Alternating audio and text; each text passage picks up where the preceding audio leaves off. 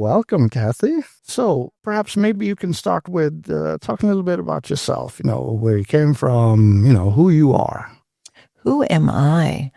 I'm Kathy Pherson. I grew up in Kansas City, Missouri, in the Midwest of the United States, and began loving language when I was about 8 years old, and was unusual in the place that I grew up to go out and away to university, but I ended up at Vassar College in Poughkeepsie, New York. And again, actually, I was going to go into computer science because Poughkeepsie was where IBM first had its headquarters, and I was very into, again, early programming and API. That was part of my summer job, or my job at Vassar was in the computer center, and math, but I also loved things Hispanic. So I ended up majoring in Hispanic studies, and then going on to graduate school in Spanish linguistics and Latin American studies. But when I was a senior at Vassar, I met this guy named Randy Pherson, and a couple of years later, we got married and headed for CIA. Well, how did that end up? I mean, how did you both decide to do it together, or was it just an off chance? Or well, Randy's father had been at CIA. As a matter of fact, he was in the Office of Security, which is where I ended my career. So, and Randy ended his as the National Intelligence Officer for Latin America. So Latin America was my thing, and security was Randy's father's thing. So I keep speak out one another's careers, right? But it all turned out to be very productive. But Randy ended up going back to be a graduate fellow at one point after we were married, and he was actually working in the library at the University of Illinois, because after he got his master's degree at Yale, and he did not want to go ahead for a PhD. Yeah. So he worked running a printing press in the library while I finished my master's. And then we both went back the next summer as graduate fellows, and he became a career trainee. We ended up in the same division, which is very unusual, in what was then called the Office of Current Intelligence. And I was on a Southern Europe branch, and he was on a regional branch, where, again, the whole idea of the creation of the European community and European integration was a very important topic. I was put on Iberia, which right after the Portuguese Revolution, I became the Portuguese analyst. So Portuguese is Spanish that's 500 years old, so it all worked out.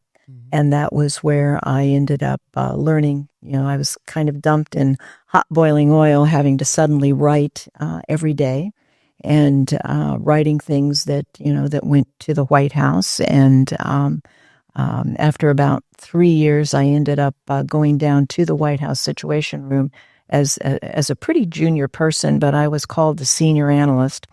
And that's where I learned that the material I was writing actually went to the National Security Advisor's desk. How old were you when this happened? 20. I was in my late 20s at that point. Nice. And so, so we would put together, I would work with the director of the Situation Room and the deputy. They were both from the National Security Agency. And I would trade off the times that I worked with them doing the books for the president and the National Security Advisor. And that's where I would come home, and whatever size paper had been produced, it had to become a paragraph. Mm. And I would come home and talk about, taking 100-page paper on Russian missiles and turning it into a paragraph. And Randy would go, "You can't do that." I go, "Yes, you can. You have to. Because if you don't, then you don't get the word across to the policymaker. And they're not aware that there is a paper that they could, should they be a reader." And again, presidents differ in terms of how they take on information. And you have to deal with that. But should they be a reader, then there's something more that they could go to. So that was when I learned about the writing skills, and that when I started as an analyst, I thought I wrote really well in 2 languages, and come to find out I was not writing like an intelligence analyst. And at the time, they did not have training. So I was taught by my branch chief, and he literally walked me through how to write a lead and lots of editing, and you learn over time, and you end up thinking that you're not learning and you're not getting it right. And suddenly, when I was at the White House, I'm like, yes, I really can do this. So that was a tough way of learning, but it's OJT, I guess one would say. What is OJT? On the job training. There you go. Nice. On the job training. I didn't know that Randy was working in the library when he was younger. That was interesting. I wish I knew when he was running an offset printing press, and he literally with ink. Mm-hmm. And because he came into the university and to apply for jobs, and with a bachelor's degree from Dartmouth and a master's degree from Yale and a top secret security clearance from previous summer work. And he didn't want to be a teaching assistant. He wanted to take a break. And so he worked with ink and used to have to file off his fingernails to go out to dinner. Yeah, to get all the ink off. To get all the I ink. can imagine. Oosh, yeah. And also, how is it to be, as you said, a woman in your late 20s, in that time and space? How was that in terms of, it was probably, from my perspective or what I can remember, very male dominated, perhaps? Did you have any sort of... Well, you have to understand that I went to Vassar College. So at Vassar, that was even though while I was there, that is when they began accepting males as part of the student body, but it was a very female-oriented environment. And you were expected, when I got to CIA, they wanted to hire females. What I ended up learning was that if you were a married female, you weren't seen to be nearly as attractive as if you were an unmarried female. But that's another story. But during that time, and I was just recently talking with some colleagues who had the experience of coming in, and they were put into secretarial positions. I was fortunate enough to come into a place where they put me into a very demanding analytic position where I got to work on a fascinating country that had just been through 30 years of a dictatorship and was trying to figure out what was next. And you had Portuguese military officers spouting sort of Marxist rhetoric and coming off of colonial wars, so people couldn't quite tell at the time was what kind of a model did you apply to Portugal? Was it like an Eastern Bloc sort of thing, or was it like a banana republic? And to me, the answer was pretty obvious. It was Portugal. Mm-hmm. So again, I think part of the lesson for that is how you end up looking at specific situations for what they are, and who are the people and what are their background. And it's not that hard to be, to take the individuality of the country or the situation into account. Yeah. And you talked about the writing. As you said, you had so many things you had to do. In the beginning, you wrote something every day to try to compress it down to something that's readable to someone. And that, I guess, and I heard this before, where people who come from academia, like a master's degree, and they write really well, but when they get in on the high side and try to write intelligence briefs, they have to change the mindset. How was that changed for you? Well, and at the time, when I came in, they didn't necessarily want people to have a PhD because that got you too far down. So coming in with a master's degree was really about what was desired. Mm-hmm. So I left with all of my coursework for the PhD, just not the dissertation. And that really, and sort of said, maybe I'll get around to that at some point. I ended up with a second master's degree rather than getting the PhD and the dissertation. I came up with my PhD topic some years later, but never pursued it. And that topic was silence as a public affairs strategy. Ooh. It's never too late to do it. So it was, the writing wise was very interesting because I was given a break being a new analyst and having to write sort of some daily pieces. And you had deadlines you had to make and go through the quite exacting editorial reviews. And there were, I don't know, at one time I think we were counting 7 levels of editorial reviews, and some of which went again into the night in changing things for changing situations.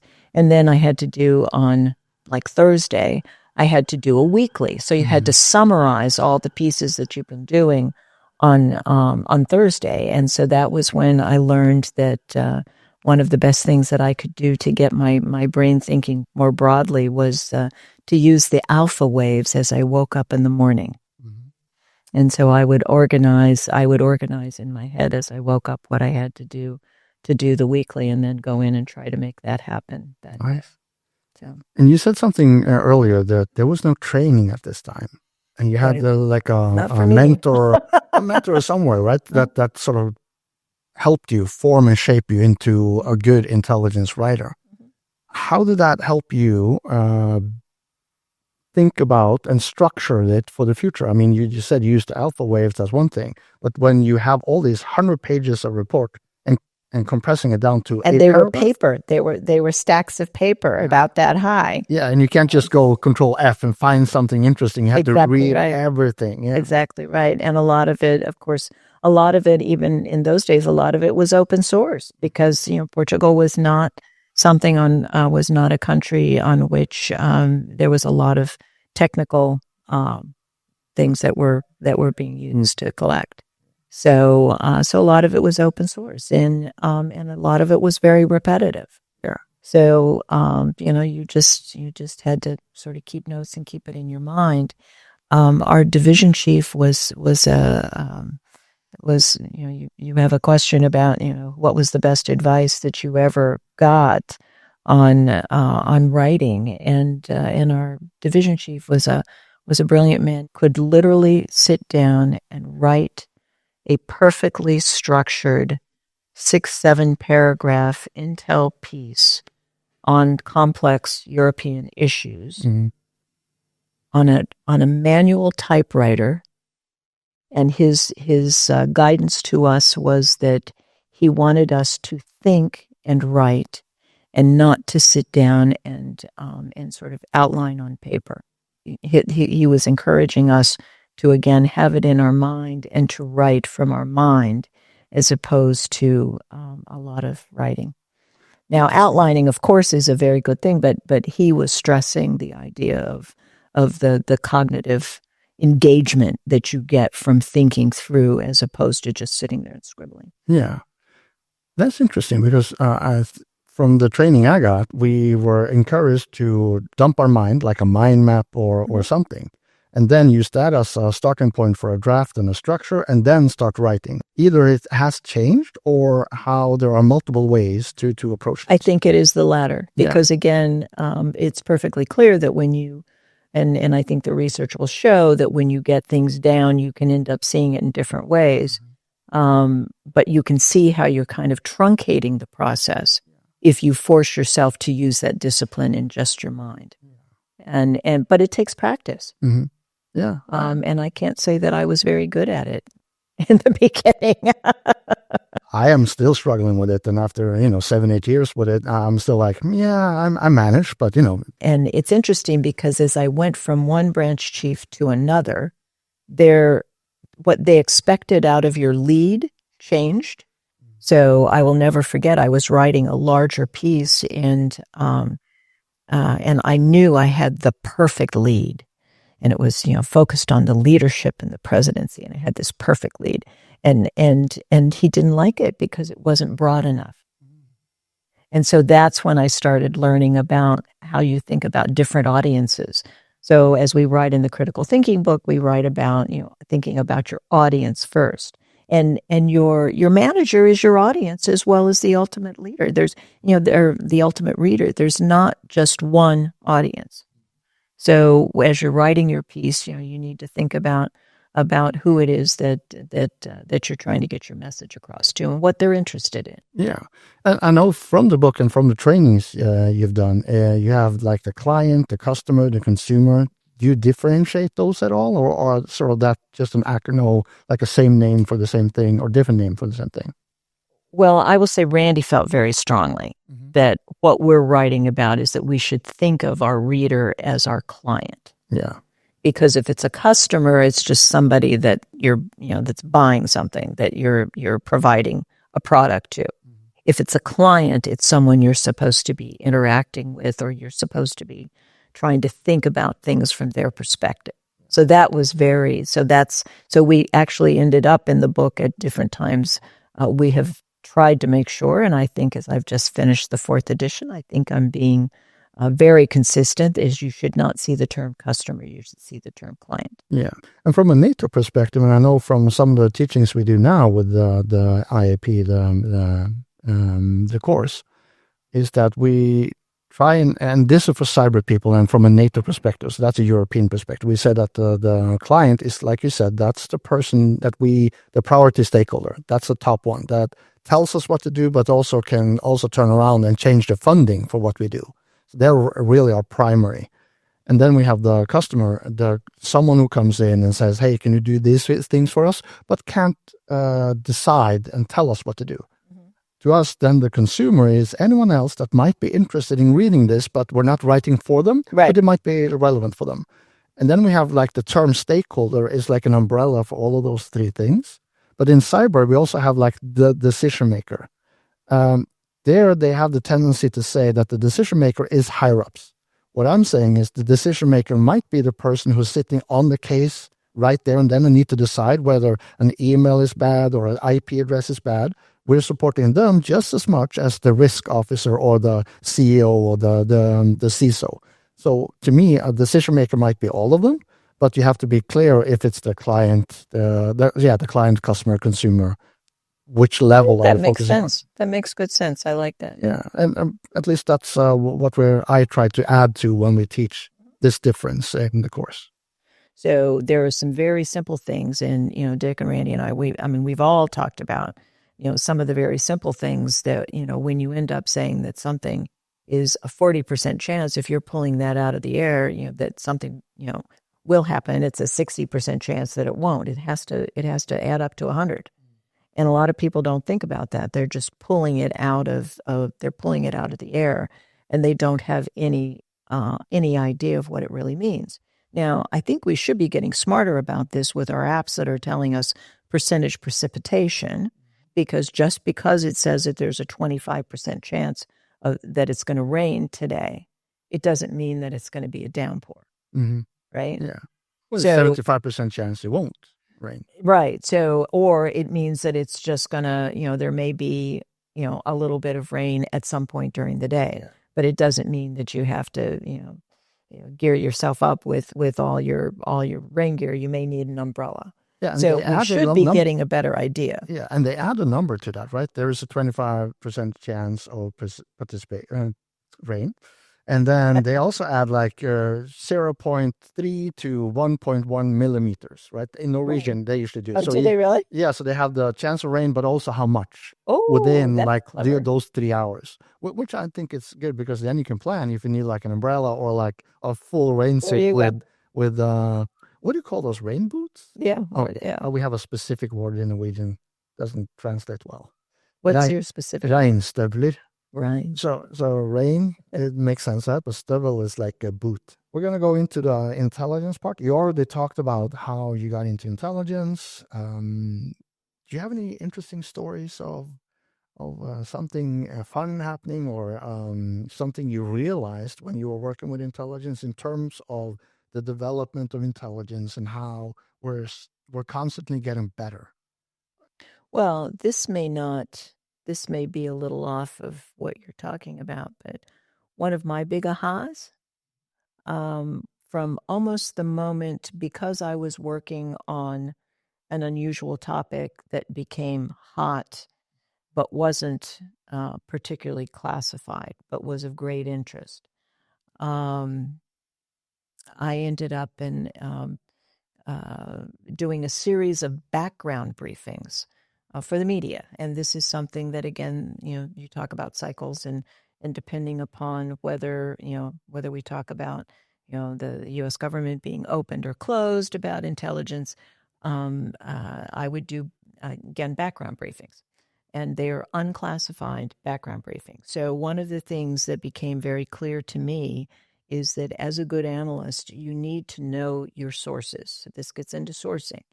And you need to know what is sensitive and what is not sensitive. My last government job was running an organization working on embassy security issues, and doing some of the risk assessments for U.S. embassies. The rebuilding of the Moscow embassy, the planning for the Beijing embassy. And what I learned, again, is that you need to be able to have a conversation about your area in a completely unclassified way. And then, as I used to say, go off and give a briefing on embassy security, and then be able to take a polygraph the next day. And I believe that analysts should be able to do that. And that's, again, what makes you sensitive to what your sources are, and what is sensitive and what is not. And I think that that's something that is not always stressed enough to analysts, because, again, in intelligence, we keep thinking about what is secret and what is sensitive, and protecting what is secret and what is sensitive, which is very important. But again, the other part is also being able to communicate what you can communicate, and knowing that difference. Yeah. So to me, that's extraordinarily important. It's important in building trust in what intelligence analysts do. Mm-hmm. It's important in showing that, again, we are expert in what we do, and that we are paying attention to multiple perspectives and multiple sources of information, that we are able to find the what is, in a world where that's increasingly different to do, because you have a lot of people saying things that are their perspective or what they want you to believe, and what is it that we really need to think about in terms of what's happening in the real world, because that is, those are the drivers that are going to take us to the future. Yeah. So if you can't figure that out now, you're not going to be able to be successful in the future. Yeah. And we talked about a little bit previously as well, is the, on one side, understanding all those things, you as an analyst have to put yourself in a frame of mind to be able to convert that into something that the reader, whoever that might be, the client, and also for their purpose, in a way that they can understand, ingest, and then do something with. Exactly.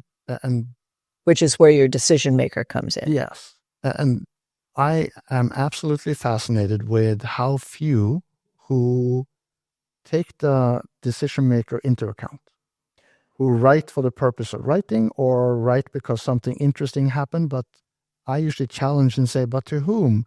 Who are you writing this for? And what type of decision are they going to make with this information or intelligence?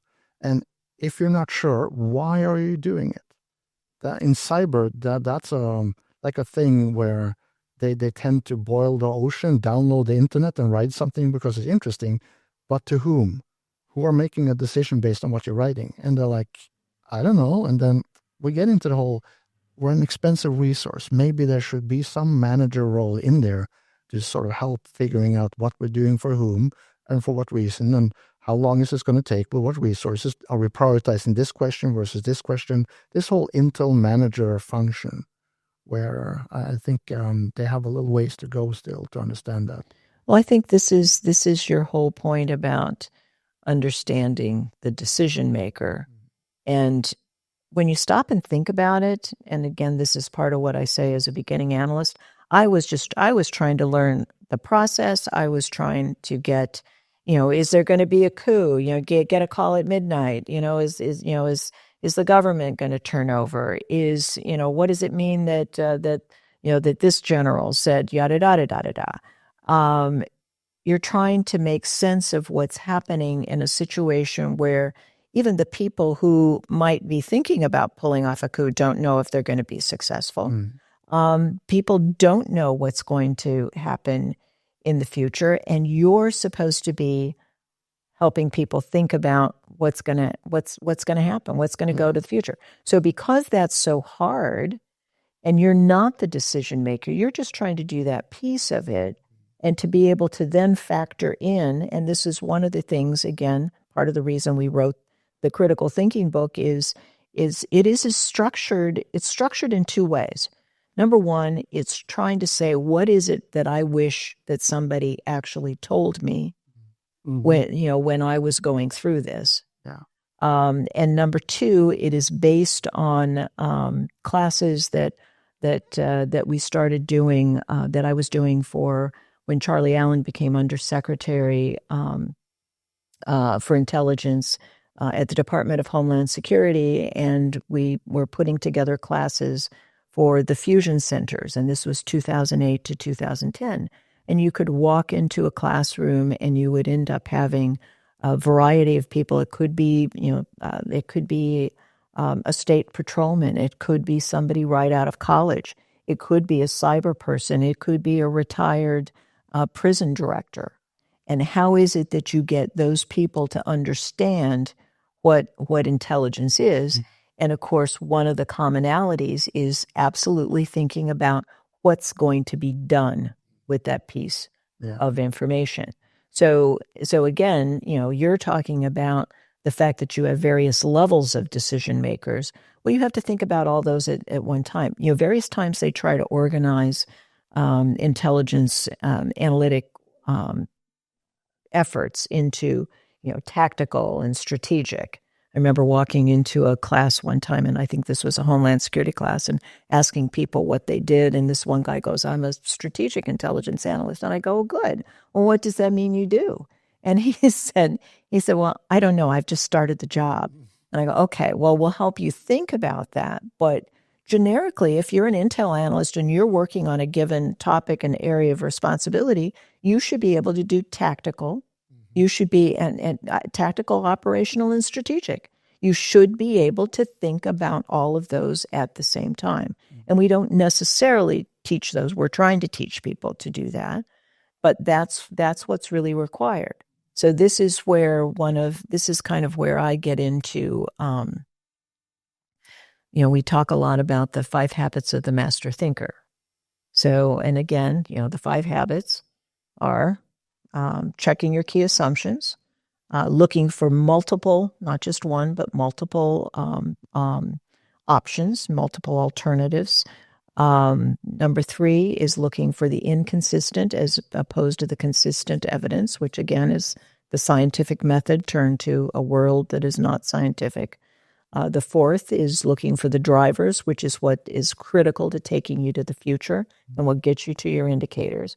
And the last one, and I mention these because, here I am in the UK, and it was actually time at the Cabinet Office that made Randy think about they had asked him what the most important techniques are. And so he had come up with the 4, and he goes, do you think these are right? And I'm like, you left out the most important one, which is really the ability to frame.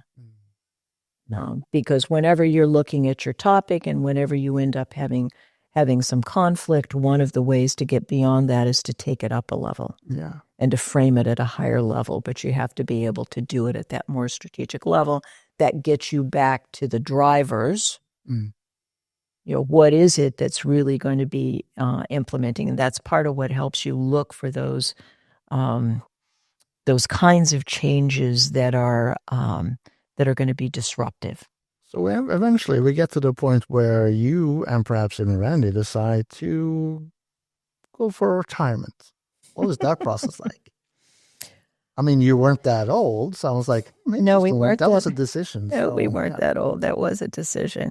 Well, we had again, our careers took different paths. So basically, I ended up, after I came back from the White House, I ended up going into our Office of Public Affairs because I thought that what I was doing in terms of the unclassified briefings and the sharing of that kind of information where we could was important enough that I wanted to be part of that. And I then ended up going into our controller's office, where I learned that if you really want to learn how an organization works, it's, with public affairs, it was the history of the organization. And CIA is a fascinating organization with an incredible history. And but the controller's office, where you look at resources and how resources are actually used and how they're justified, and how you are accountable for your resources, is an invaluable experience that anyone working in government, I would, or even private industry, if you have a chance to work on something relating to resources, I would do it. That's part of what really helps you understand what a decision maker has to do. And that's kind of where the rubber meets the road. So I went back and forth in those positions, as I was going up through the ranks in different kinds of roles. And then I ended up going into our Office of Security to run an analysis division that had just been started a little bit before. And that is where I learned, again, that particularly in the world of security analysis, and this is part of where the cyber stuff becomes very important, because that was something that in the early 90s was there, InfoSec, InfoSecurity was there. People couldn't really decide, do you put it in security? Do you put it in the IT department? It would go back and forth, right? I always wanted, again, to bring it into the analytic component, which was always a little bit harder to do at that time, because you sort of had to own it. But I was pretty clear that it was part of the whole security infrastructure. And again, when I talk about framing, you have to frame it in terms of what's happening with your people, what's happening with your facilities, what's happening with your information, what's happening with your systems. And so they all are part of that infrastructure. And again, that's where you start talking about what is it that is risk analysis. And so what we did through that division in the early 90s, we did do the first risk analysis course in the intelligence community on security risk. So that's where we started defining the threats and vulnerabilities and coming to the risk. Now, again, what happens in a lot of cases is that when you get too numeric about it, then you lose the people who do not naturally think that way. For people who think that way, it works well. Not all decision makers think that way. So how is it that you can deal with taking your risks and balancing your risks and your vulnerabilities and coming up with what is actually a probability, but being able to communicate that in ways that are not too numeric? So part of my answer on that is that it is all about the options for the countermeasures. It's all about countermeasures. Yeah. And of course, when we were doing this in the beginning, you didn't really have the capability, database-wise or system-wise, to be able to come up with the alternatives. And again, what I would always maintain is that what you're looking for are the combination of countermeasures that apply to the most threats. Yeah. So that gets you your very basics, and it doesn't get you focused over here on the ones, some of the very specific ones are usually the ones that are very expensive. Yeah. So that really gets you into the cost benefit. So what I really enjoy about security analysis is that it takes you to that end goal of not just coming up with some of the intelligence analysis about, A, B, or C, might happen, or what we think our confidence is in something. It takes you down to, and here's what you might be able to do about it. Yeah, right. So there's a luxury in that. In it's harder in some senses, but there's a luxury in it because you should be able to be more useful to your decision maker, and it should be clearer who that decision maker is. Yeah. I think I'm one of those who are not that comfortable with all the numbers part, and more of the abstract and analysis side. And I've been lucky in that sense. You don't have to be strategic, but you do have to be operational. Yeah. And that's the level at which most resource decisions are going to be made. Yeah. And that's the level I work at this moment, right? In cyber, all those who deal with all the incidents, they are a little bit allergic, in air quotes, to higher ups. They don't understand anything. They know, they don't know what Because to of do. the nomenclature in a lot of cases. That's right. And my job is to translate the information and the hysteria down there to decision makers up at the strategic level, and also the requirements and questions coming down, and translating that into and operationalizing those questions into things that they can actually do something with at the tactical level. And then I spend a lot of time translating both ways to make both sides of that equation, if you will, understand each other. So this is where my love of Aristotle comes into account, because again, the definition of the rhetorician is translating from the specialist to the hoi polloi. How do you translate to the people? And I do believe that is an quintessential job of an intelligence analyst. Absolutely. So I'll take you a little bit into your AI topic here too. Mm-hmm. Some of the translation issues is where AI can be very helpful. Yeah, absolutely. So, if you tell your bot, think like a yada da da da, and then it gives you, well, here's how I would do it. And then you can look at it and say, oh, okay, I didn't think about it quite this way, but I would twist it this, that, or the other. So it's actually almost like working. Well, we always talk about, or I talk about, the thinking about it as your bot is just another smart person down the hall. Mm-hmm. So it's a quick, easy way of getting somebody to give you another way of thinking about how to simplify things. Yeah, absolutely. So we have to step back a little bit. So you retired, you and Randy. So how did I do that? Yeah, what happened? What led to it? If there's any interesting there, or it's just, no, we just had enough and wanted to do something else, No, we had both, again, I was heading this organization that was an intelligence community center that was relating to embassy security and security evaluation.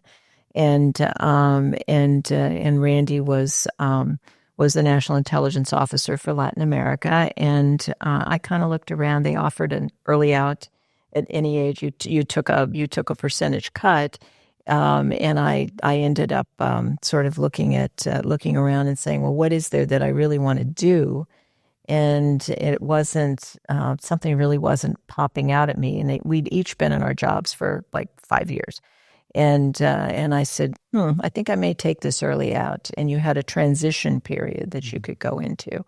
And I wasn't quite sure what I was going to do. And so I just went out and started talking to people. And my first day in transition, one of my colleagues called me, and he was the director of national security, the deputy director for national systems at the National Reconnaissance Office. So very technical. And he goes, what are you doing in transition? You're not old enough to do this. He goes, I wanted you to come over here, and I was going to retire.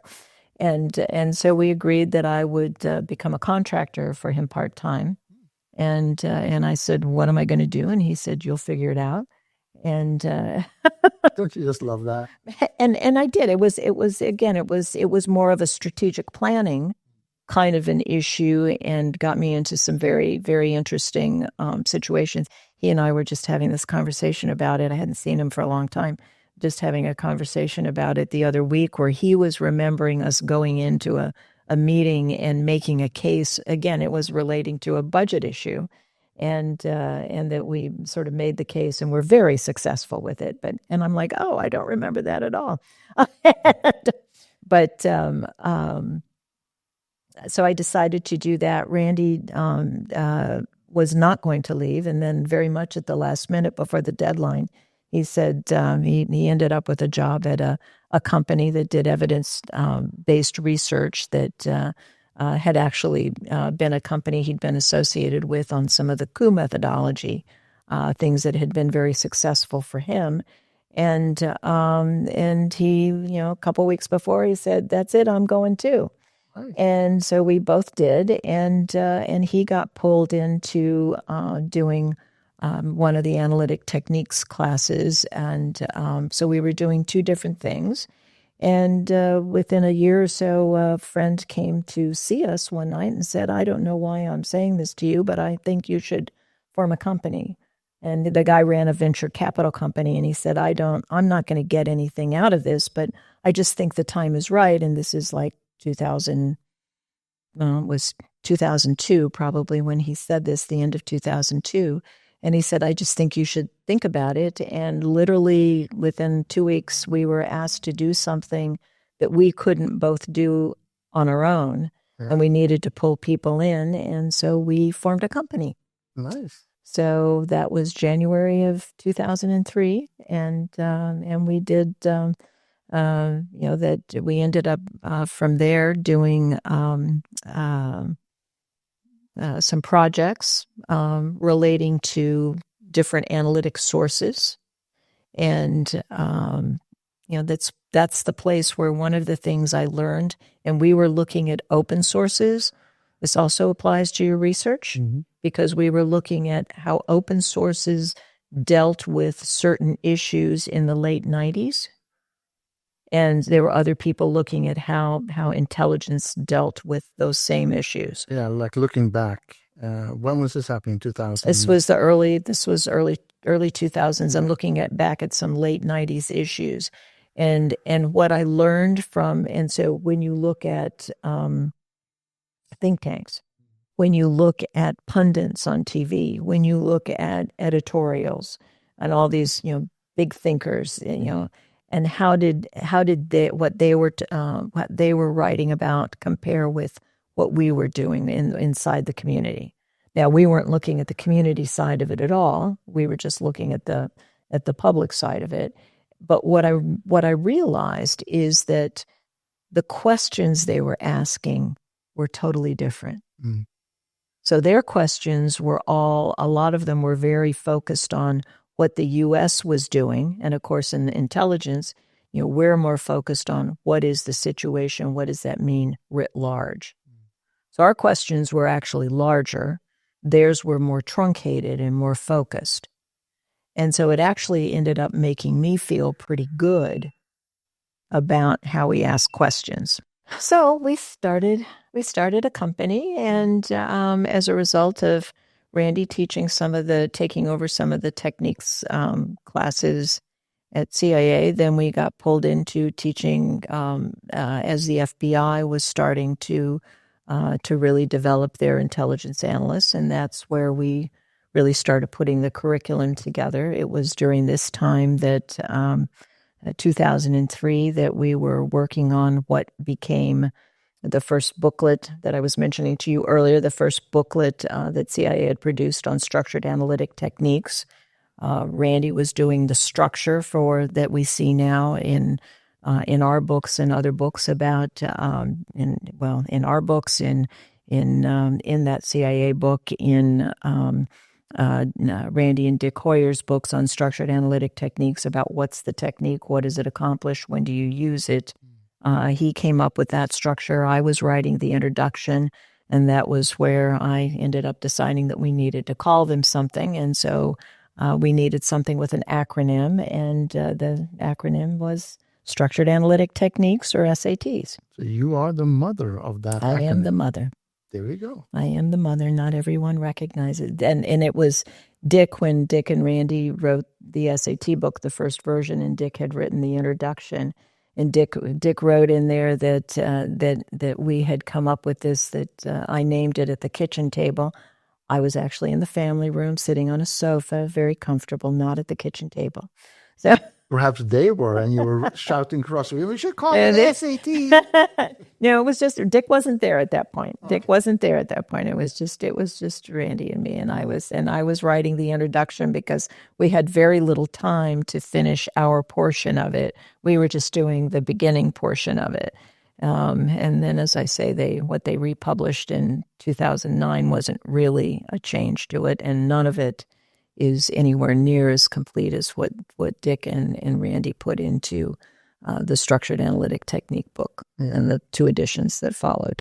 And how was the whole process of getting you, as former CIA people, to publish a book that would be open to anyone about how, in quotation marks, this is how we do intelligence in the secret of the secret organization? Simple. It was. Yeah. Simple. Pre-publication review. I say this as a former head of media relations and in public affairs. Pre-publication review is only looking for classified information. So if you are not talking about sources and methods or classified information, pre-publication review is a very simple process. Yeah. And I actually was, when I got out, I was thinking about how can I apply what I have been learning on the inside, and how can I apply it when I now start my job without breaking any laws or regulations. Right? One side, of course, I can't talk about the products I did, the analysis I did, the questions I answered, who I did what for. That's fair. But the methodology behind it. And I started asking questions to people who were still on the inside, those who were teaching at the Intel school. And they all said, methodology-wise, there's so many books and articles and everything out there, and we're all using the same material. We're all using the Hoyer and Pherson book. So there is nothing, as long as you don't talk at specific ways we were doing stuff, then we're good. So that got me into thinking, or actually led me into starting doing small workshops here and there. And that's why I went to the course in Oslo when Randy came there in 2019 and got me thinking, we can do more here. And in cyber, there's nobody doing this. That's how I got involved in doing teaching and wanting to teach at least, and then asking to do a course with them. And Randy was like, I don't know. But then he was a little slow into it, but then, he accepted it. He was very excited about it. And I would have been even more excited, because it's something that has been drastically needed, I think, for a long time. Yeah, I think so too. But I'm biased. I'm in it, so I see it, and I'm like, this could be done in so many different ways. But I'm trying to take tech people to start thinking and being critical and actually using more analytic mindsets. That is actually a little challenging sometimes. So. Well, it is. But again, if you think about it in terms of comfort zones. So it is so comfortable to be in your techie talk and to be looking at, attack modes. But when you start, stay looking at attack modes and start looking at it from a higher level, it's pretty darn interesting. And it helps. And again, that's what helps you see what's coming. I think one of my another one of my big ahas was some of the Peter Schwartz and the art of the long view, and what I had gotten out of that in the early 90s was you read literature that is not your normal literature. Read fringe literature. And to me, a lot of that fringe literature that's really part of what helps you think to the future is technical. And so you end up having to, so you force yourself to read things that are more technical, even if you're not a techie. And that's part of, that's part of how you end up seeing what's coming. Yeah.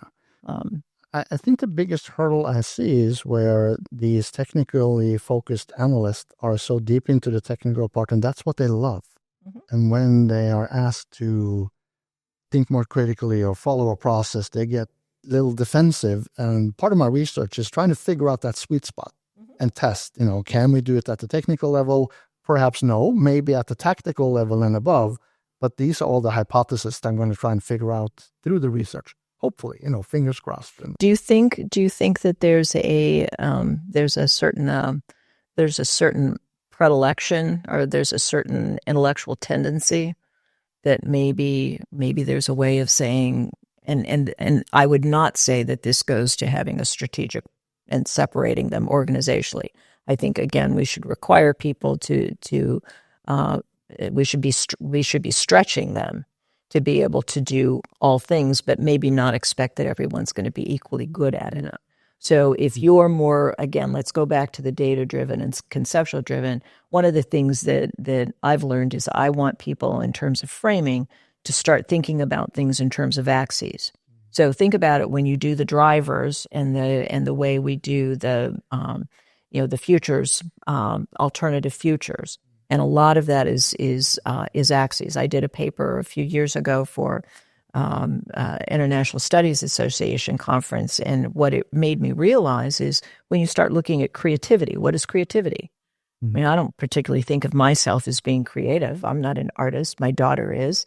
What does that end up meaning? And it actually turns out that when I started doing some research in it, I'm like, oh, that comedian that's making a joke who we think is so creative, or the artist, all they're doing is taking something and they're looking at it from a different perspective, and then they have the skill to be able to implement it.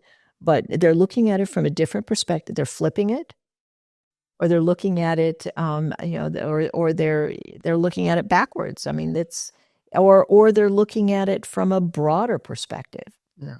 Or they're taking a word and they're using the other meaning for the word. So it really doesn't come from nowhere. It comes from somewhere. It's just the change of perspective. So I believe we can all be taught to do that a little bit more. And again, I will sit there and say that this is part of where AI can help us do this in a way that will challenge us. But we need to be comfortable about being challenged. So part of it is not living in your comfort zone. Yeah. I'm getting very tired of, when you ask people questions about something and they go, well, I'm not really paying attention to this, but, and it's like, how hard is it to pay attention to a wide variety of things? Everything after the but is sort of what they actually mean. So they don't want to express their, or they don't have an opinion, or they're afraid to have an opinion. There's so many things I want to unpack in this last couple of minutes. Is when you go into intelligence, there is some sort of, at least from my experience, is I had to apply, had to go through a selection process. Then I had to go through boot camp, and then I had to go through months of training. And I could fail at any stage. In cyber, hey, I did some code. And that's one thing, right? One is the identification, selection, and finding the right people who have analytical minds at some sort of level where they can place you as an analyst in those different roles in terms of what they need and create these teams of people thinking different ways. And then when they start working together, magic happens. That's one side. In cyber, there is no formal selection for this. It's, are you curious? Are you doing stuff on your spare time to learn more? Are you living and breathing the technical side? And then usually those are the ones that turn out to be really, really good technical analysts and can find data and process it. But then it sort of really drops off really quickly in terms of what they can do with it later. But they communicate usually with people who do the same things, and they understand each other. But when they get questions from other people or from other parts of an organization, that's when it starts to get challenging to get them out of their comfort zone. Remember, we're talking about really strong people, strong introverted people. I see a pushback in terms of doing anything new. I'm seeing pushback of, we don't have time, we don't want to, that's not what I'm paid to do. There's so many responses I get in that realm, and I want to try and unpack that in terms of the research when I go into the case studies. I really want to figure out what can we do to make them more comfortable with, interested in, and want to. And I think instead of pushing, I want to create the pull where they want to learn more and want to be more critical thinkers, doing deeper thinking. Well, I don't know. I don't know how much of that has to do with critical thinking as opposed to being comfortable with innovation and change. Mm-hmm. And that's now, I do think that has to do with having your eyes set on the future as opposed to the present. Because if you have your eyes set on the future, things are going to change. You want to be prepared for it instead of just sitting in the future. You do need to have some pretty good thinking skills to help you do that, and not just be sloppy in your thinking, sloppy or wishful in your thinking, but to actually have something that you can draw a thread for. One of the things that one of the techniques that we've always been very big on, Gary Klein invented the term pre-mortem, right? So what's the worst thing and Randy's the one that put the SAT steps together to say, here's a technique we can do. So what's the worst thing that can happen? And here's the questions. So you use right brain and left brain, right? So that's really good. Part of what I'm thinking of now is the pre-Victoria. So what is, how do you know if you're being successful? What is a success? And this is one of the things that, as I've spent the last few years working with the people, the brilliant folks doing Trusted Workforce 2.0, the personnel vetting reforms for the U.S. government, which is, again, the largest change in security since World War II, and how they've been able to put that together, is really the focus of this, and being able to think this through. But what I'm thinking of is the pre-Victoria. When this is a success, what do you want to have the Harvard Business Review say that you did right to make this happen? So if you're thinking about what you're doing in terms of a success, and then being able to say, if I do this now, I may have a better chance of being successful when somebody looks back on this, instead of thinking about it from the negative sense. So I like that as a technique, because I think that actually is more of what makes you say, oh, what are those thinking skills? What are those collaboration skills? Where do I need to be looking to make sure I'm not missing some part of this? I'm torn. I have discussions with people about, I don't use curiosity as my term of what I'm looking for, because I'm looking for what are those thinking skills. Curiosity is sort of like, it's a thing.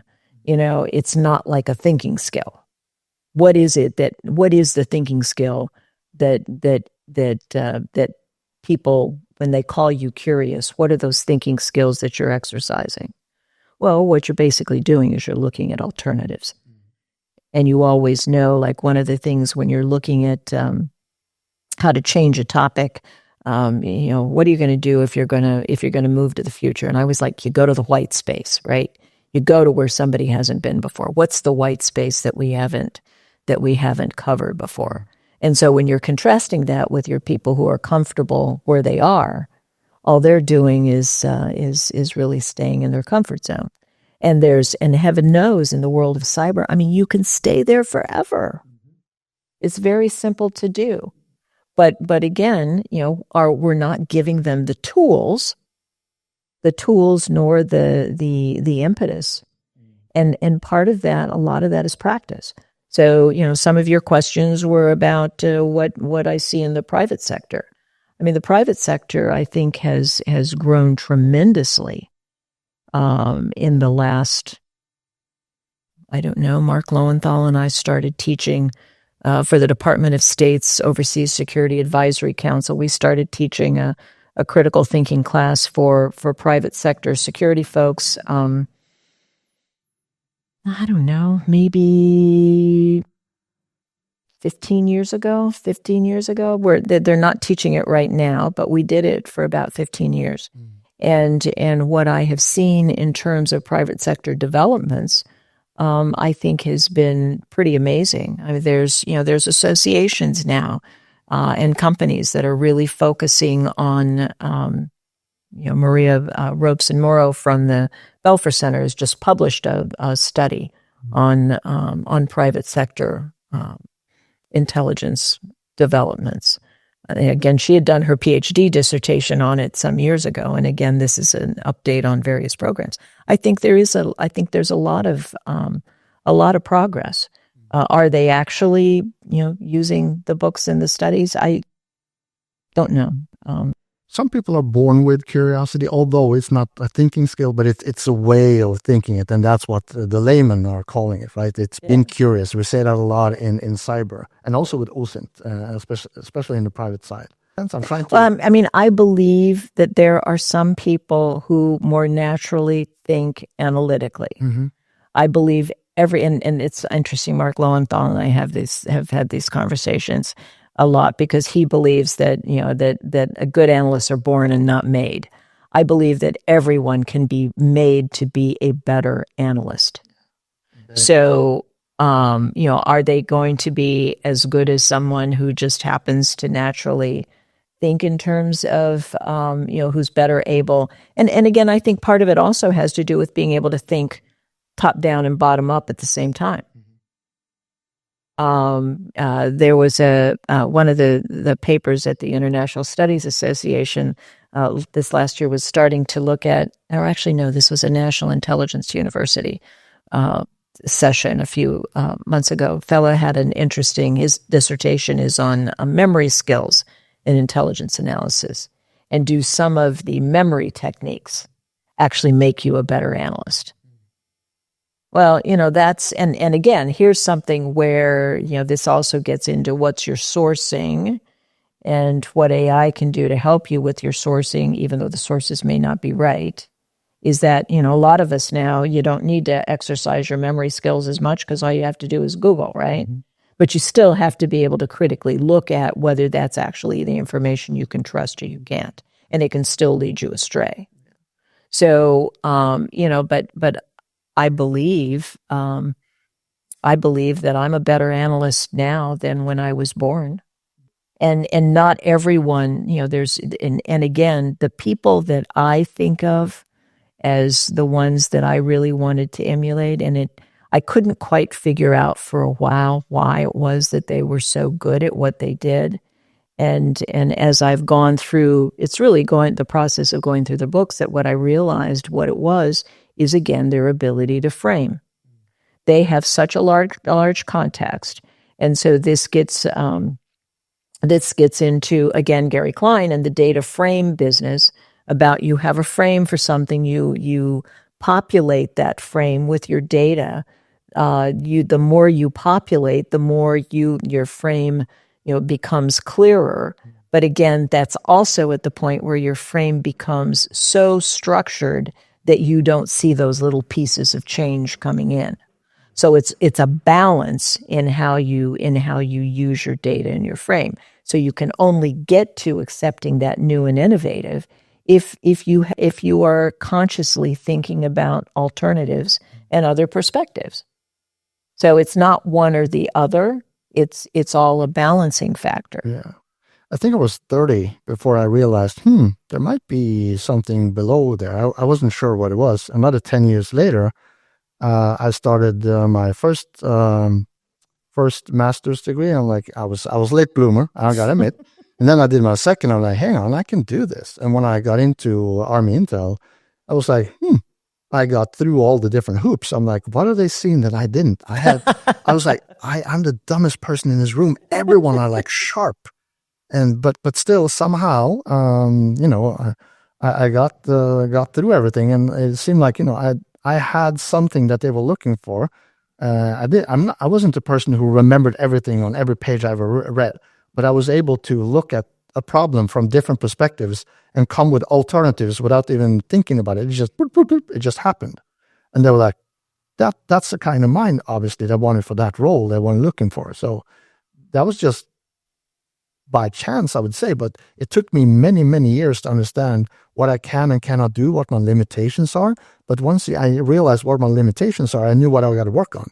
And I started working on it and working on it and working on it. And then suddenly this thing grew, and like, I can see stuff, understand stuff.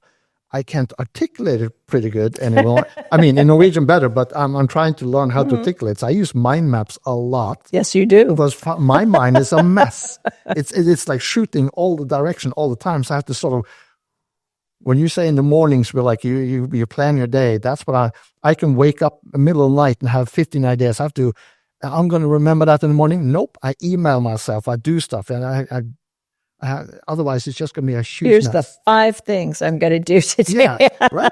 And these are the criteria. And then I go through everything, and I don't make a plan. I have to do these things, but that's my goal. And these are the things, and these are why. So in 2 weeks, I'll remember stuff, and then I can add to the list of stuff I need to do. So it's just the way that the mind works. And it took me a long time to understand.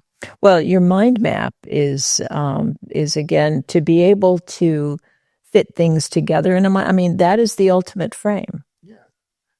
And again, you can go back to it, you can change it, you can, a lot of people don't have the patience to be able to sit down and actually mind map. And again, sometimes things can change in a way that, that how long is it actually going to end up being for real? I mean, what you've done with that mind map, again, I think is something that is, I mean, you've clearly changed it some, but it actually is, but you have it and you can update it. So, I mean, I think that's brilliant. There are multiple parts for this. So for those who don't know, mind map Kathy is referencing is the Intelligence Architecture Mind Map. It's on GitHub. It'll be a link in the description. And it's a huge mind map of the intelligence process, not just the intelligence cycle, but it's sort of more. And it's based on interviews and conversations I've done with almost 30 different people through COVID.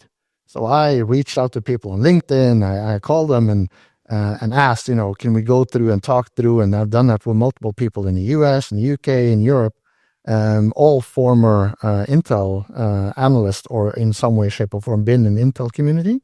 So it's sort of based on loose conversations, but also based on all the research I found from your books, all the books, articles that both you and Randy wrote, and other people in your sphere, but also from academics, from practitioners, blogs, and all of them have a small portion of a picture. And my job was to see, I guess, what you guys did with the techniques. This is what we think it is now. How can I structure this in a step-by-step, in a process, and how can I describe it? And that's what I tried to do through all these interviews. And then the next step, how can I explain this? I tried to do video recordings and I spent like 8 hours going through the whole thing. And poor people at the Department of Homeland Security, but hat off to you to having me come in and do that. But it took a long time. Like, okay, so I should probably write a book. So now I'm trying to, within all the PhD and everything I'm doing, to write a book to explain all the things at a really high level, because it's going to be volumes of books if I'm going to try and explain everything. And the mind map is just still a snapshot. It'll change in 2 weeks because there's something new, some new technology, a new article. Someone thinks about stuff in a different way. And I'm like, oh, that's interesting. And then I go in and make changes to the mind map. And it happens several times a month. And I hear something new. And I think that's, again, when you talk about advice for people and looking forward, it is the idea that things are not static and they will change. Mm-hmm. So again, this is the concept for, Randy had intended to do a 4th edition of the critical thinking book. On the 3rd edition, Dick had decided that he was at an age where he didn't want to have anything to do with it. So that was, that wasn't his concern right then. And so that was when Randy became the primary author and Dick the secondary. And he did intend to do a 4th edition. So again, I owe that to both Randy and to Dick. Again, what I'm going to do with that is to take all of the academic articles and other things that have been written about SATs, a lot of which are, when we talk about being technical and trying to say, oh, this is an SAT, and it's going to mean that if you use this, you're going to be right 100% of the time. Well, that is not the point of thinking techniques. It is, I keep thinking of it sort of like, there's a very specific methodology for polling. Do we think polls are 100% correct? No. When we write the section on modelers, is there any modeler who ever says that their model is 100% correct? No, never. And I don't know why this should be different, except that people are trying to find ways to get published. But I want to put that in a context and be able to respond to the observations that people make, because I go back, Randy was in the hospital in Iceland in 2022, and there was a huge discussion that came on, I think it was LinkedIn, about SATs. And, here he is, he's in very serious condition. And I literally spent an hour and a half reading him this discussion of people saying things, a lot of which were oh, well, SATs don't work. Well, if SATs don't work, then what are we going to teach people? Mm-hmm. Well, it's just basic thinking skills. Mm-hmm. It is not, this is basic. Are you going to say that the scientific method doesn't work? This is centuries, and all this is doing is translating that into some of the simple steps that can be applied for intelligence analysis. Yeah. As I was saying to some of these folks at ISA, please do not make such a big deal out of it. This is just simple thinking skills. And so I give a lot of credit after spending the hour and a half reading these to Randy, when I'm like, oh my gosh, I guess, somebody's going to expect that we're going to participate in this, but Randy's almost on his deathbed. And so I don't think this is the right time. And bless Alex Bielska from iIntelligence, who stepped in and said, I use them and they work just fine. And they work just fine with my private clients. So again, I think the people who have taken the time and effort to figure out how they do work, and this is one of the weak points. We keep finding, and you will find this with training, you probably already are, that people get excited and they say, oh, we're going to train our analysts and we're going to keep this up.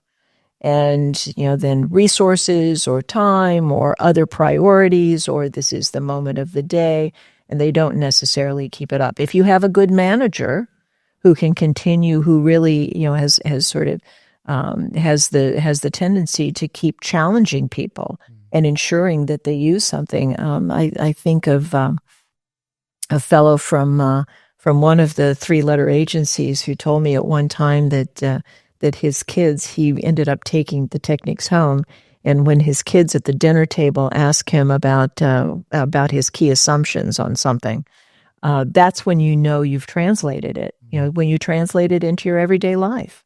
What are your assumptions about what your relative thinks about, politics?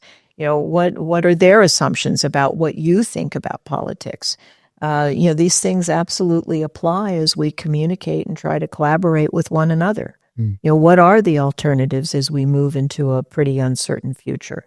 They could be pretty serious. They could be, sweetness and light. There is a spectrum. Think about the ends of the spectrum, what those extremes could be, and what the variations are in between, and what the drivers are that can impact, and the rationale and the evidence. What is it that you're really seeing in the real world that will impact those one way or another, and being crystal clear about it's not just what you want to see, it's what's really happening in the world. This is kind of the definition of reality. So you talked a little bit about AI a few times. How do you think AI, and when I say AI in this context, we probably will talk about machine learning, or what most people think these days are LLMs, or large language models. Right. How do you think or see that part of AI will help or change the way we do intelligence in the coming years, let's say in the next 2 or 3 years? Well, as I said earlier, I think it's, if you think of the machine as another smart person down the hall, and I guess in my frustration is I've been trying to use, starting with ChatGPT, and I need to be better about using the different applications. Obviously the frustration is the sourcing, and getting a lot of things wrong. Again, what I find is very helpful is as you're looking at different ways to structure things. For instance, I'm setting up a nonprofit to help people who are suffering from Vexus, which is the disease that took Randy's life. And this was just discovered by the National Institutes of Health in late 2020. And it is a genetic malformation that happens in, right now, the population is males over 50 are the primary. But again, this is a somatic, it's not inherited. It is something that comes as a result of some sort of probably medical trauma that they don't quite understand. It crosses rheumatological and hematological sort of specialties. It shows up on your skin, so a lot of medical issues are involved. And so people who suffer from this end up being delayed in getting help. So we're trying to set up, we're going to join the National Organization of Rare Disorders, and they have a platform where we can have people share their symptoms.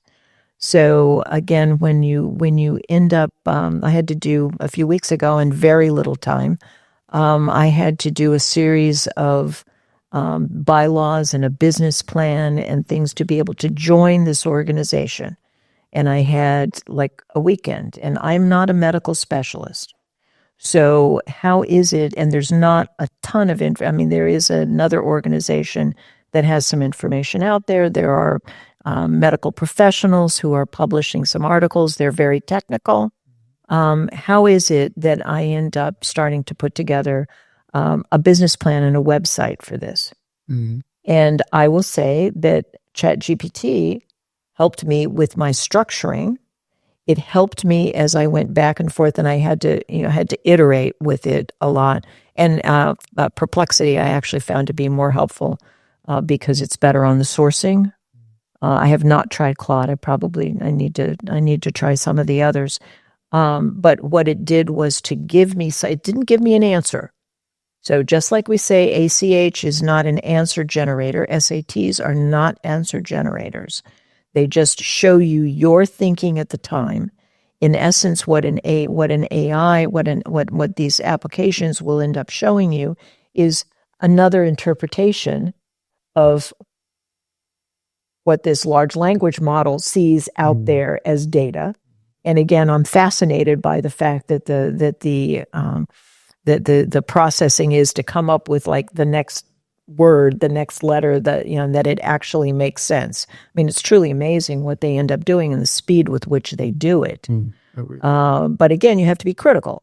So, to go back to your point about curiosity, are we really talking about curiosity, or are we talking about, sort of skepticism? Or criticality about, I'm looking at what's here, but does this really suit the message I'm trying to get across, or the feeling I'm trying to get across? Or is this saying what I really want to say on this website page? So, I end up coming up with, I played around with it for a while, but I'm the one that came up with, I think, what the tagline is going to be, which is Vexus, the rare disease that may not be so rare, because they think that 15% of the population could be afflicted with this. 15%? 15%, yeah. And probably because the testing has been so rare, and a lot of people have had these autoimmune sort of diseases and autoinflammatory kinds of diseases, that they just haven't been able to diagnose them. If you can start diagnosing them earlier, and there's a blood test that can do that, you don't have to take, bone marrow biopsies. If you can do it through a blood test, maybe they can start diagnosing earlier, and maybe they will be able to come up with better treatments than they have right now. And that's the research you're supporting. And so the idea is to end up having this platform where right now people are sharing, 500 people are sharing on a Facebook site. Well, you can't really use that, and different countries are setting up patient registries. The intent of this one is that it would be an international patient registry. So again, AI helped me do a business plan in a day that would have taken me, and to simplify language in a way that I would have taken 3 days to do. Yeah. And a website structure. Yeah. And all of this to honor, the disease that sadly. Correct. And that's just an example. I can see doing the same thing as I think ahead about, and you and I are talking about, the more we need to do case studies to provide easier ways for people to practice their analytic skills. I think ChatGPT is going to help us a lot. Yeah. And ChatGPT, as you know, is just one LLM. Other. Yeah. A combination. Yeah. I've used it quite a bit as well. And I think what I realized is, just as you said, it's another smart person, but it's a thing. And it's take the answer and give it a higher value than you would if you were to Correct. actually research, right? So me as a researcher, me as an Intel analyst, I'm critical to the source and also critical to its sources if it can't tell me what it is. And if it tells me, and some of them are really bad. Well, right. And the other trick of that is that it also can end up using things multiple times so that it makes you think that something is more common than it actually is. Yeah. So again, my way of dealing with this is what I've been saying about, from big data to, as we've been going through this process of getting more and more automated help, you have to come into it with your own framework. If you don't come in with your own framework, you've taken the time to sit down and do your mind map. Yeah. So you can come into it and you can see. But if you just come in and it's like if you just come in and start Googling, to do your research paper, then you're going to get its point of view. Now you can do that, but you have to stop and come up with your own framework. And that's what you come in with so that you have something to compare it with. Yeah.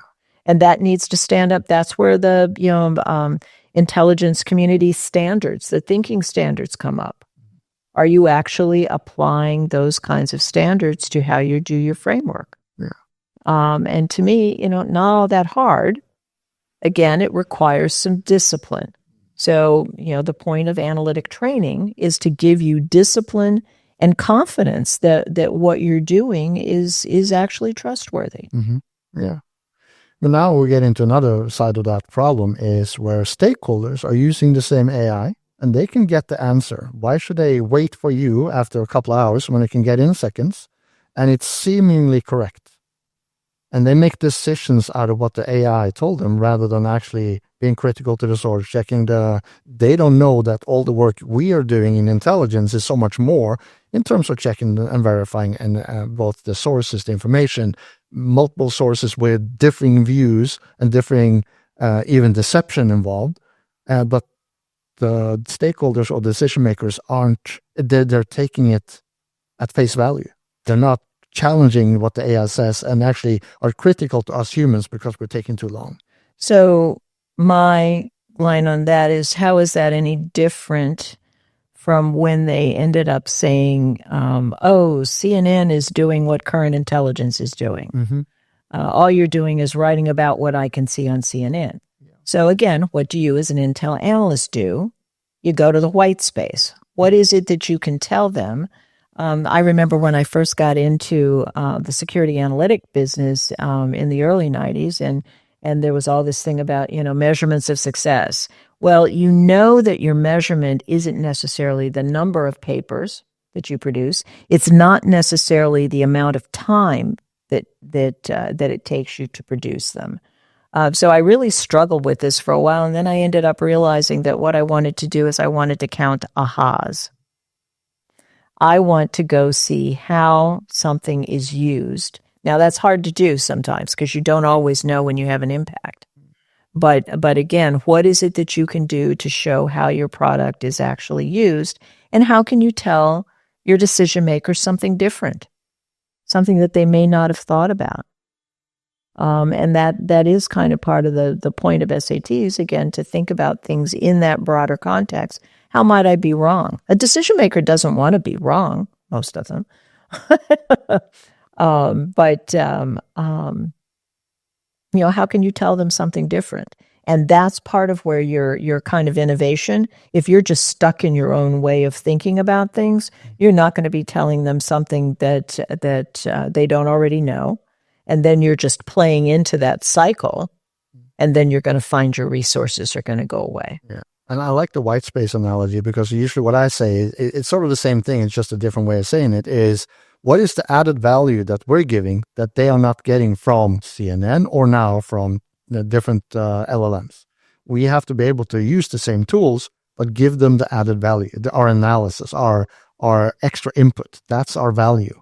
And I think that's where a lot of the people who are afraid of AI are missing sort of the whole function of us is to provide the added value. Yeah. Well, and that added value can be saying this is where they're going to lead you astray. Mm-hmm. Right. This is where they're going to make you, make a wrong decision. Mm-hmm. Here's what you need to be aware of. Yeah.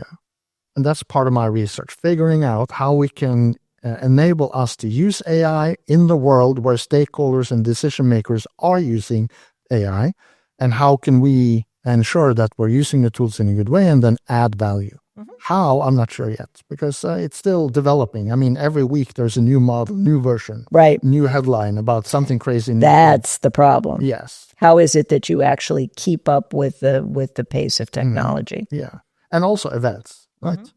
So that's going to be a conundrum. So I think, and again, this is one of the things I've been thinking about too, is I think the framing thing even works. It works for events. It's a little harder for technology. I actually tried to get some folks to do this for me, to try to take within the world of security and security technology, to take the types of technology so that you have your technology framework and that you know the directions you're going in, so that the new events, it's sort of your mind map version. So maybe your mind map does it. And how is it that changes with the new development so that you can still see it within the whole? Mm-hmm. And the people I asked to do this absolutely couldn't do it.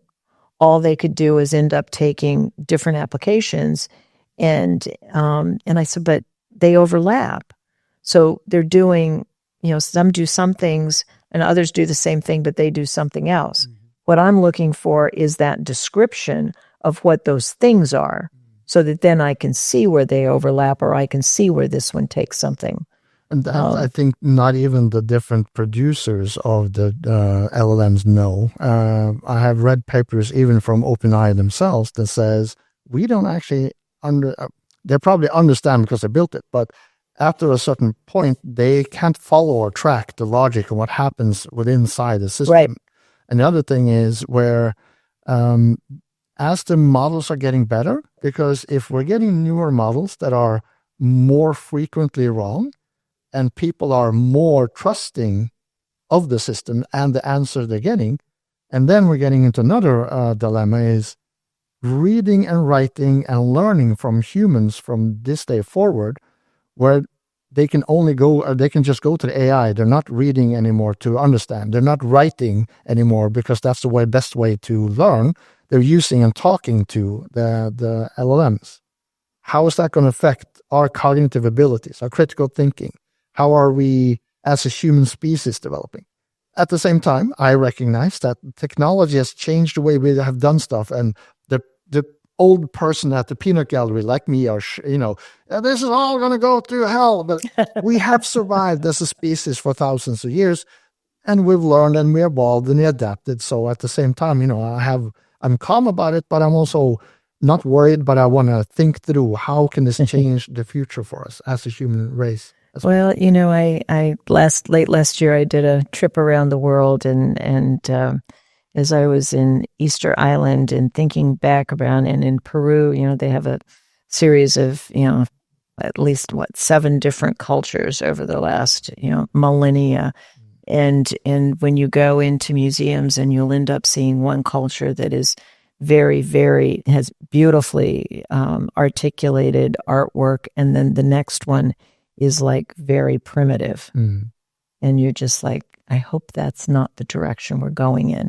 But the lesson is that, again, there has been evolution. It is not a straight line evolution. No. Yeah. But again, it is up to us what we do. And again, I will make the argument that I can't trust humans any more than 100%. Why would I trust a machine 100%? I've seen a research that says if this paper was written 100% by AI, would you trust it more or less if you knew it was written by a human 100%? And people have a tendency to trust the human before because they don't trust the machine yet. And also they keep the machine or the AI at a higher standard than human. They expect more to be more correct, more trustworthy, and it isn't. And this is an interesting conundrum as well. Well, so I think our expectation should be that there's a combination. It is, right? And that's Should be. my approach is if I have a problem and I know the material really well, I can engage with the LLM to get new perspectives, different way of thinking, going through my thinking process and have it challenge the way I've done stuff. If I don't know anything about the subject, I can go in and ask questions to get the overall understanding, but then start Googling more directly when I know more about what to ask for. If that makes sense. Although I will say, I have been through in the last few weeks, I have been through some situations of having to interpret like business registration and things and some sort of technical bureaucratic things. And it is like the Google AI thing that is more quickly getting to the parts of those websites that actually gave me what I needed to know to move ahead without having to make a bunch of phone calls. Yeah. That you couldn't actually find easily on the website. Yeah. So, but again, that's also stuff that I could end up assuming. Well, I did assume, is this current information or is this old information? So, like I was just Googling yesterday, I came here to London with some pounds from previous trips. I've been gathering all of our foreign currency that Randy's been throwing around the house and putting it in one place. So I brought some pounds here, and it turned out that I had a old 20-pound note, and I didn't know. I tried to use it someplace, and it's like, oh no, you can't use that. You have to go turn it in somewhere. So you can Google and you can find out better information, Googling and in less time about where to go and take it in. I took it in yesterday to a post office, had it changed in 5 minutes. And again, without the benefit of those engines, I wouldn't have been able to do that nearly as quickly. Yeah.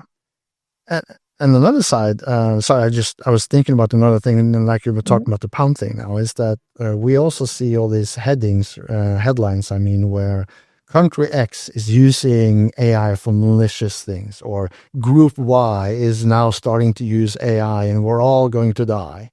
Well, I'm like, we've been using AI for a decade as well, and we're still continuously using AI to both defend and also do offense if that's within the portfolio. So the fact that the threat actors that we consider being threat actors are using it, I think it's dangerous to have them lopsided saying about all the threat actors. We have to balance it because that doesn't happen in a vacuum. We are also using AI for certain things, for, as I said, detection and also offense. So this whole discussion is interesting to see because it's a little, not warmongering, but the whole, we're all going to die, AI is going to destroy us all. Have you ever tried to actually have a good conversation with LLM, with stuff you really know everything about? You realize that at the surface level, it's really good, convincing. When you know the material, you go, well, that's sort of right, but, and you start asking control questions, and then it's utter BS. And you go, I agree. And it happens all the time. Especially, I know so much about intelligence now, so I ask questions, I get the beautiful, picturesque answer. And I recognize when people use that type of answer on LinkedIn and they write all these opinion pieces. I'm like, you really don't know the material, do you? Because, yeah. And exactly. That's the curse of actually knowing. So at the moment, you have become or are the president of IAFIE. Tell us, what is IAFIE and sort of what is your function there? So the International Association for Intelligence Education is an organization that was started slightly over 20 years ago from Mercyhurst, now university, again, one of the early Intel studies programs, probably the earliest. And it was an effort to bring together academics and practitioners specifically to talk about the teaching of intelligence. So they began, they had a conference, and the organization grew out of that.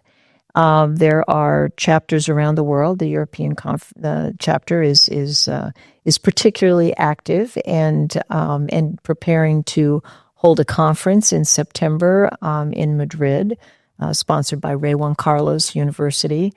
So that is going to be a place where people will come together and talk about ways to teach intelligence. What are some of the successes?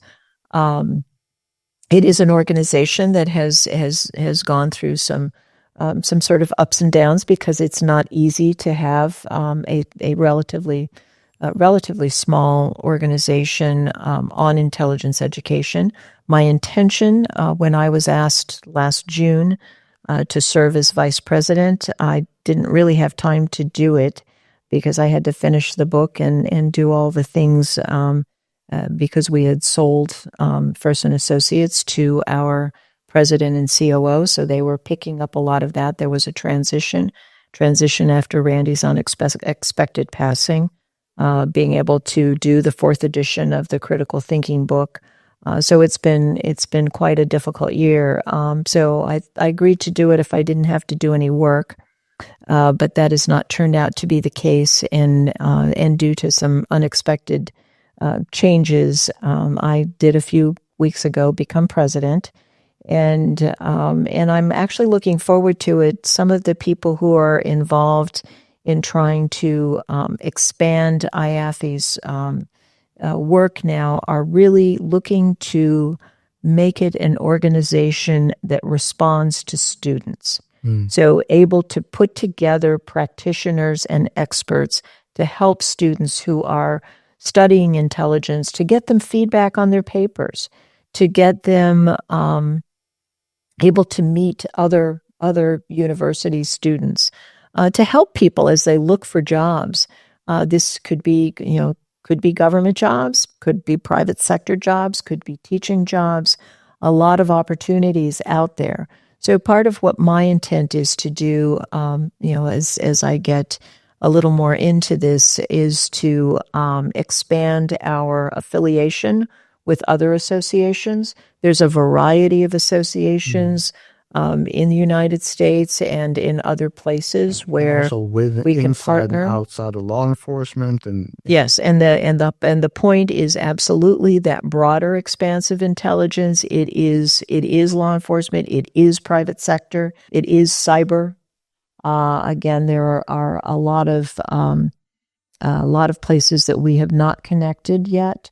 So we are restructuring some of our setup to make it easier to be able to have people join and work internationally.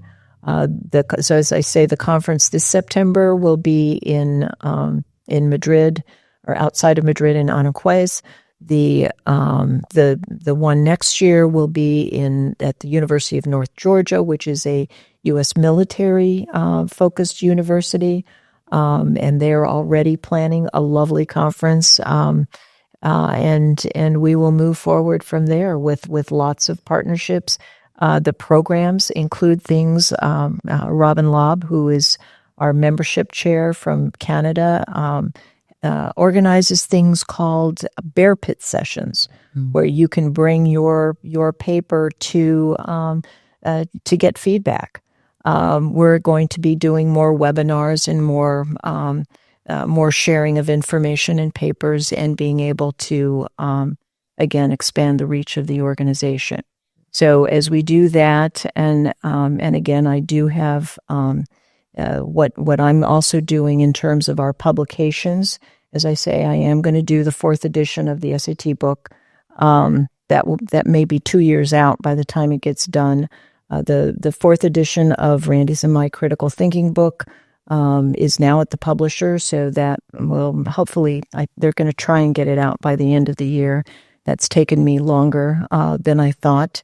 Again, for the purpose of webinars, anyone who wants to participate in coming up with case studies, I've had several people come to me and volunteer. Yes, thank you, Freddie. And again, what we will do as we update some of the ones that we will be publishing and continuing to offer from Globalitica, I intend to go back and clean up some of those case studies. I have learned through the course of doing the critical thinking book that takes a lot of work to update those sources, and so I do believe too, one of the things that I'm seeing with some of the academic programs is I think that we have a lot of publishing going on that isn't necessarily incorporated into classes. And we need to do more of that and keep it more up to date because, again, one of the lessons is this is a field that will keep moving and will keep evolving. And we need to be the ones acknowledging that and helping to lead the way. Mm-hmm. So that's what we're going to do. Yeah, and like a side question to IAFIE, you mentioned that's mostly for academics and sort of the academic side. What about the training side, like the tradecraft? Is that something you're going to expand into, or is it just the education side? Well, Pherson Associates will continue to do some of the training and the curriculum. Mm-hmm. We'll see what happens as things change.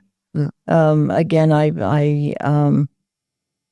we'll see. Yeah. So IAFIE as an organization will still continue only doing the education side of for academics. Well, there was an effort to have a foundation, the foundation side that could do more of the training. That is not currently active. So, to my knowledge, we will see if that turns out, if there's a demand and a need for collaboration on some of that, that can be something that we can look into. Okay. That's just me being curious. Yeah, but I think, we need to study, but we'll have to see what the need is and how things change and who's keeping up with it. Yeah. If people aren't keeping up with it, then there's a need. So Globalytica is really more consulting and mostly publications. So again, we will continue to offer the Pherson published books, as I say, the SAT book, and again, what I'm hoping to do is to be able to populate with case studies. I did have a thought the other day, and I probably hesitate to say this, but I did have a thought the other day that one of the things that people do tend to get wrong is talking about the some of the things in psychology of intelligence analysis, and one of the things that I thought might be useful because not enough people pay attention to the expanse of Dick Hoyer's life and contributions. And Randy, a few years ago, Dick had, for his 90th birthday, written his memoir for his family. And Randy had excerpted it because we were going to publish it for him, for his family, and help him through the review process. And Randy had taken the portions of it that deal with tradecraft and had turned it into a separate book, which we do offer on our website. But it dawned on me that what might be more useful is to actually put that together with psychology of intelligence analysis, because we had done, with Dick's approval, we had done a better technical edit on it that had not been done originally by CIA. And so there's different versions out there. Ours was actually the last one that was approved by him. And putting that together with his memoir of how he came up with these contributions, and actually some of his articles. So I think those have not been shared enough, and that's something that is percolating in my mind, because I think the world desires to know more about Dick and his contributions writ large. He was a mentor to both Randy and myself. We met him separately. He was, a lot of people don't know this about him, but he started out he was an operations officer. He was a counterintelligence officer. He became the first head of analytic methodology at CIA when he was actually intending to retire, and put that off for a while. And when I came into the world of security analysis, he was a gift consultant to me from the deputy director of security. And he wrote something called the Adjudicator's Desk Reference, which at the time, and he was very into laying out what security adjudicators should pay attention to. He did a series of base rate studies in the early 90s about the incidences that security adjudications are based on. totally unclassified base rate studies about the incidence of drinking, gambling, drug use in the population writ large. And these have never been updated. I actually ended up, it had been years since I'd seen them. I actually did find them online. I do have them and have collected about 7 of them. And when he and I used to talk about trying to do things to make security officers more analytic, which is a version of the problem you're talking about, and he would go, Kathy, it's never going to happen. So, but he made a great effort to do that, and so I think there's some things I can do to package things in a little bit of a different way, and I think his family would appreciate that. Yeah. Are you going to do anything in terms of writing yours and Randy's sort of story, or? I have a living room full of documents now, and again, they're all unclassified. But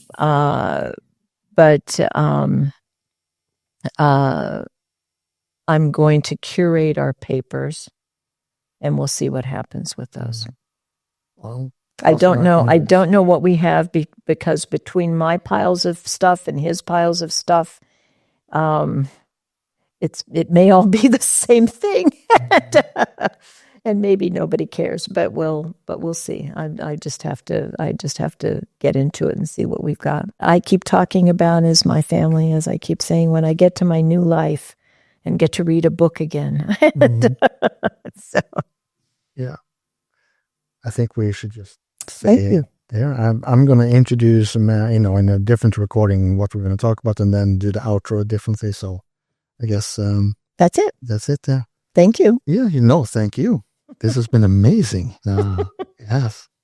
Thank you. Well, you're welcome.